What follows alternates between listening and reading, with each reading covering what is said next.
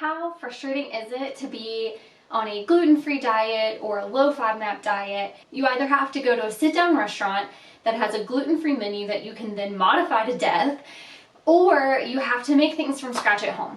It's so frustrating not to be able to just stop by somewhere and get something on the fly. You have to do so much planning when you're on a diet like that. So I've been really searching for places that I can get basically fast food or faster food, and there are some places, some pizza places and things like that that I have talked about on the blog woodyandmarie.com, and I'm trying to really boost a lot of that content because I feel like that's a really hard thing for people to change when they go on this diet. So today I wanted to talk about Culver's. Culver's has a few options for people who are gluten-free, and I also found that it works pretty well on the low FODMAP diet. So Culver's is a fast casual dining establishment that was founded in the Midwest, but they have chains across the entire United States, and they opened up one near us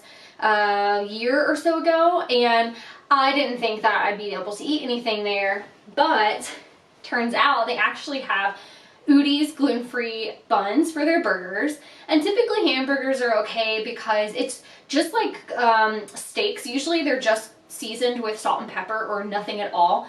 They actually have broccoli as a side item. I typically don't even eat the french fries at a fast food place, but typically if a restaurant has onion rings on their menu, I avoid the fries, or anything fried on their menu.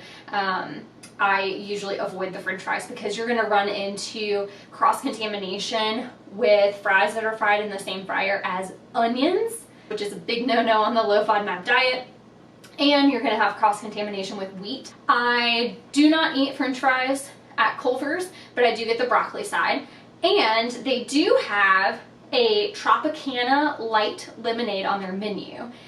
It's probably not the healthiest thing, but it's free of high fructose corn syrup and caffeine. It has basically filtered water, lemon juice concentrate, and then sucralose, which is like Splenda. That's where I think things are a little bit untested from a FODMAP perspective. I'm not sure if that is going to trigger some IBS symptoms.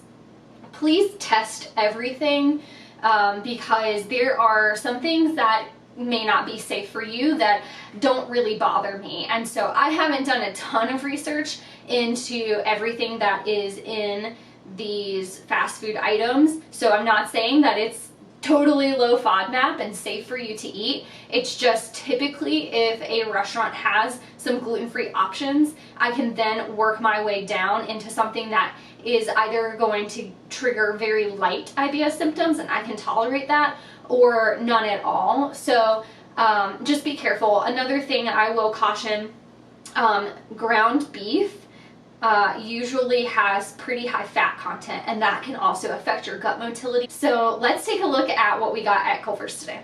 When I get my meal from Culver's, the burger comes deconstructed. So because I'm getting the Udi's gluten-free bun, it comes packaged separately, and it's typically a little mushy. So I usually toast that and then reconstruct my burger, but the lettuce tends to get a little mushy too, so I usually grab my own lettuce.